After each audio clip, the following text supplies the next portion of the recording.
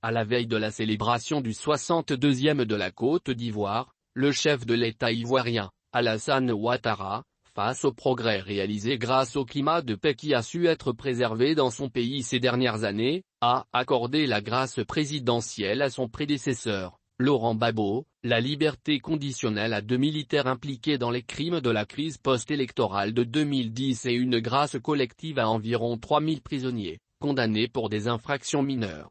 Je salue l'adhésion de tous les partis politiques et la société civile à cette ambition. Je félicite chacune et chacun d'entre vous pour les efforts que vous consentez pour la paix. C'est pourquoi, dans le souci de renforcer davantage la cohésion sociale, j'ai signé un décret accordant la grâce présidentielle à M. Laurent Gbagbo, ancien président de la République. J'ai également demandé qu'il soit procédé au dégel de ses comptes et au paiement de ses arriérés de rente viagère. J'ai aussi signé un décret accordant la libération conditionnelle au contre-amiral Waba Faucigno et au commandant Jean-Noël Abbaye condamnés pour des infractions liées à la crise post-électorale de 2010. Par ailleurs, j'ai procédé à la signature d'un décret accordant une grosse collective à environ 3000 de nos concitoyens condamnés pour des infractions mineures, a déclaré Alassane Ouattara dans son discours à la nation diffusé ce samedi soir sur les antennes de l'Arti.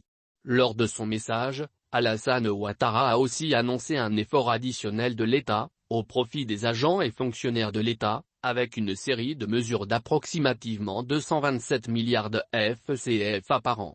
Extension du bénéfice de l'indemnité contributive au logement à l'ensemble des fonctionnaires et agents de l'État, 1/3 des agents n'en bénéficient pas actuellement, NDLR, revalorisation de 20 000 FCFA par mois, de l'indemnité contributive au logement pour l'ensemble des fonctionnaires et agents de l'État, y compris les forces de défense et de sécurité.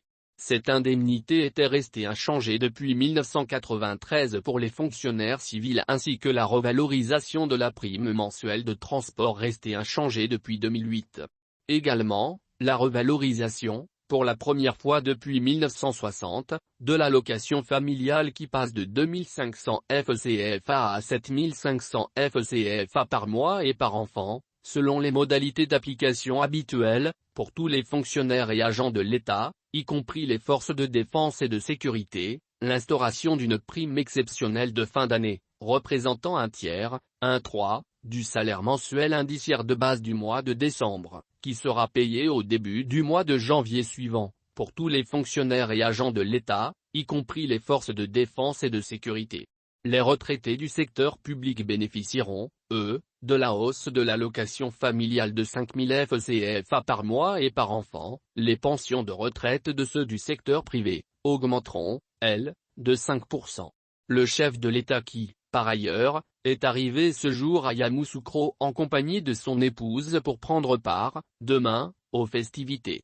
À la veille de la célébration du 62e de la Côte d'Ivoire, le chef de l'État ivoirien, Alassane Ouattara, face aux progrès réalisés grâce au climat de paix qui a su être préservé dans son pays ces dernières années, a accordé la grâce présidentielle à son prédécesseur, Laurent Gbagbo, la liberté conditionnelle à 2 militaires impliqués dans les crimes de la crise post-électorale de 2010 et une grâce collective à environ 3000 prisonniers, condamnés pour des infractions mineures.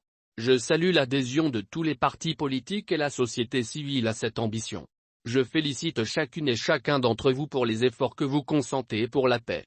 C'est pourquoi, dans le souci de renforcer davantage la cohésion sociale, j'ai signé un décret accordant la grâce présidentielle à M. Laurent Gbagbo, ancien président de la République.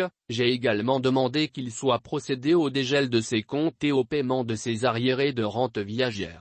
J'ai aussi signé un décret accordant la libération conditionnelle au contre-amiral Waba Faucigno et au commandant Jean-Noël Abbaye condamnés pour des infractions liées à la crise post-électorale de 2010.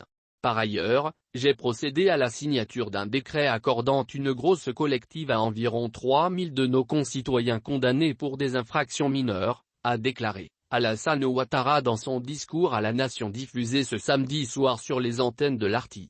Lors de son message, Alassane Ouattara a aussi annoncé un effort additionnel de l'État, au profit des agents et fonctionnaires de l'État, avec une série de mesures d'approximativement 227 milliards de FCFA par an. Extension du bénéfice de l'indemnité contributive au logement à l'ensemble des fonctionnaires et agents de l'État, 1,3 des agents n'en bénéficient pas actuellement, NDLR, revalorisation de 20 000 FCFA par mois, de l'indemnité contributive au logement pour l'ensemble des fonctionnaires et agents de l'État, y compris les forces de défense et de sécurité. Cette indemnité était restée inchangée depuis 1993 pour les fonctionnaires civils ainsi que la revalorisation de la prime mensuelle de transport restée inchangée depuis 2008.